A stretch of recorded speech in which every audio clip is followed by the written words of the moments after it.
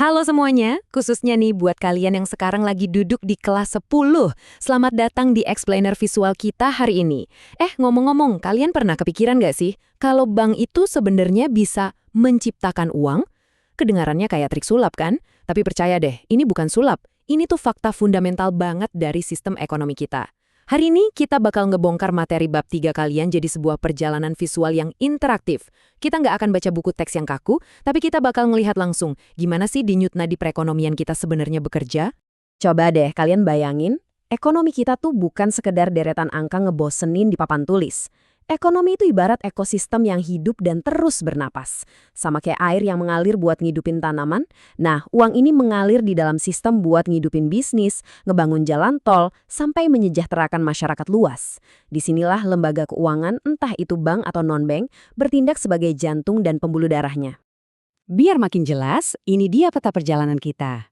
Kita bakal mulai dari ngelihat ekosistem keuangan, terus kenalan sama bank sebagai sang perantara, ngebongkar rahasia cara mereka kerja, lanjut ke lembaga non-bank, dan ditutup dengan peran perusahaan sekuritas. Oke, kita langsung masuk aja ke bagian pertama, ekosistem keuangan kita. Jadi gini, di dalam roda ekonomi selalu ada dua kubu utama. Di satu sisi ada yang namanya unit surplus atau si pemberi pinjaman. Contoh gampangnya, ini tuh kayak keluarga kalian yang kebetulan punya sisa dana tabungan lebih dan pastinya pengen uang itu aman tapi tetap dapat untung atau bunga kan? Nah, di sisi seberangnya ada unit defisit atau si peminjam. Misalnya nih, ada pengusaha kedai kopi lokal yang lagi hits dan butuh modal buat buka cabang.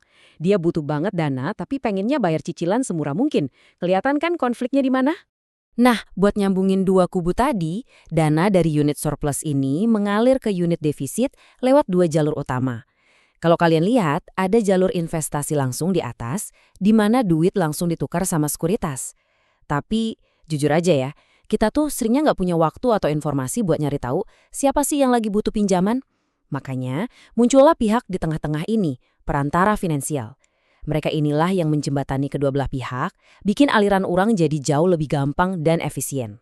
Masuk ke bagian 2, perbankan sang perantara. Ngomongin soal perantara, pasti yang paling akrab di telinga kalian itu bank kan? Tapi tahu nggak semua bank itu sama tugasnya loh. Ada 4 tipe nih. Pertama, bank umum, kayak BCA, Mandiri atau BRI, tempat kita sehari-hari nabung atau narik tunai. Kedua, ada bank sentral. Ketiga, bank pembangunan yang tugasnya ngasih kucuran dana buat proyek raksasa. Terus yang keempat, ada BPR atau Bank Perkreditan Rakyat. Ini biasanya operasionalnya lokal banget, fokus ngasih modal mikro ke petani atau pedagang kecil di pasar tradisional. Dari keempat tadi, yang benar-benar pegang kendali tuh bank sentral. Di negara kita, ya pastinya Bank Indonesia atau BI. Ingat ya, bank sentral itu bukan tempat kalian iseng-iseng buka rekening tabungan. Mereka ini ibarat bos besarnya, otoritas tertinggi dari seluruh ekosistem perbankan.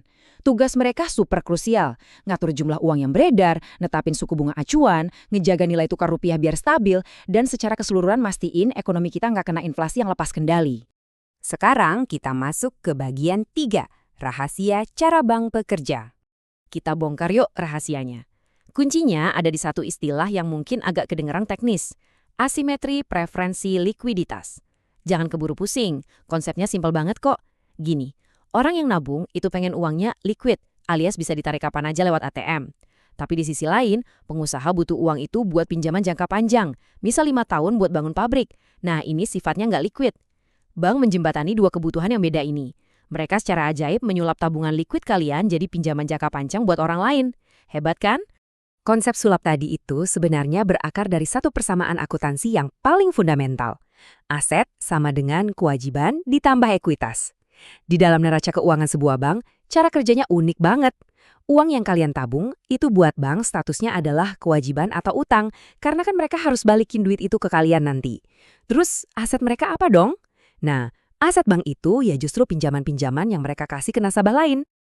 Dari sinilah bank ngerjain fungsi utamanya. Mulai dari nyalurin dana, memfasilitasi sistem pembayaran biar kalian gampang transaksi sehari-hari, sampai neken risiko buat kita yang nyimpen uang karena mereka punya sistem pengawasan yang canggih.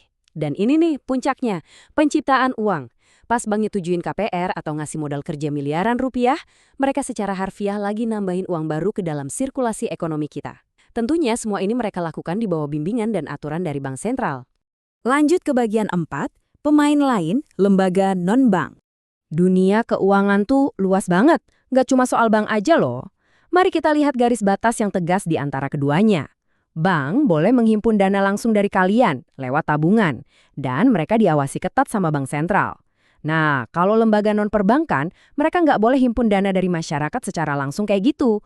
Fokus layanan mereka lebih ke investasi, perlindungan resiko, atau pembiayaan. Dan yang ngawasin mereka juga beda, yaitu OJK atau Otoritas Jasa Keuangan. Lembaga non-bank ini ibarat pasukan khusus yang turun tangan buat ngisi celah yang nggak bisa di-cover bank tradisional. Macam-macam jenisnya. Ada perusahaan asuransi, termasuk BPJS, yang nanggung resiko kesehatan kalian. Ada perusahaan pembiayaan atau leasing. Nah, ini biasanya dipakai orang kalau mau nyicil beli motor. Terus ada reksadana buat para investor pemula, dana pensiun buat nyiapin hari tua, sampai lembaga keuangan mikro yang ngebantu akses keuangan buat masyarakat berpenghasilan rendah. Salah satu contoh lembaga non-bank yang lagi ngetren banget sekarang ini adalah modal Ventura atau venture capital. Ini tuh pihak yang dulu berani nyuntikin dana buat startup raksasa kayak Gojek atau Tokopedia pas mereka baru banget merintis. Modal Ventura ini berani ambil resiko super tinggi, tapi kalau startupnya meledak sukses, bayangin aja keuntungannya segede apa. Sebagai gantinya, mereka nggak minta bunga pinjaman, tapi mereka minta sebagian kepemilikan saham. Ibaratnya mereka ikutan jadi owner dari startup tersebut. Akhirnya kita sampai di bagian kelima, peran perusahaan sekuritas. Coba pikirin deh, kalau kalian pengen beli kepemilikan dari sebuah perusahaan gede di Indonesia, kalian kan nggak bisa tiba-tiba datang ke minimarket terus minta beli sahamnya kan? Kalian butuh yang namanya broker atau perantara.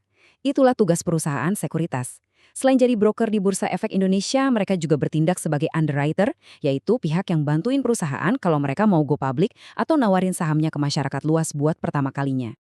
Biar kebayang bentuk nyatanya, ini beberapa nama besar perusahaan sekuritas di Indonesia. Mungkin kalian pernah ngeliat aplikasinya di HP orang tua kalian atau lihat iklannya di sosmed. Nama-nama kayak Mandiri Sekuritas, Mirai Aset, Indo Premier, sampai BNI Sekuritas ini adalah mesin penggerak bursa.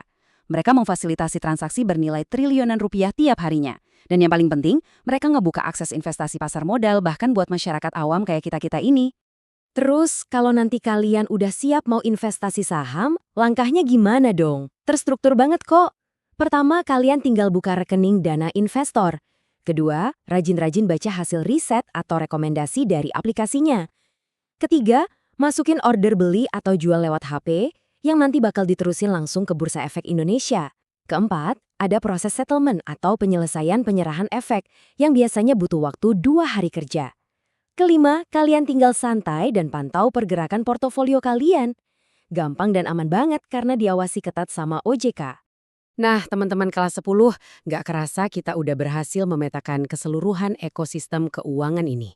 Mulai dari bank yang benar-benar muterin dan nyiptain uang, sampai lembaga non-bank dan sekuritas yang jaga roda ekonomi tetap jalan selewat perlindungan asuransi dan pasar saham. Pertanyaan penutup buat kalian nih, setelah ngeliat secara real gimana aliran uang ini bekerja, kalian ngeliat diri kalian di posisi mana di masa depan? Bakal jadi penabung yang disiplin, inovator startup yang siap nge-guide modal Ventura, atau calon investor hebat di pasar modal. Apapun itu, pilihan ada di tangan kalian. Teruslah semangat belajar dan sampai jumpa di explainer visual kita selanjutnya.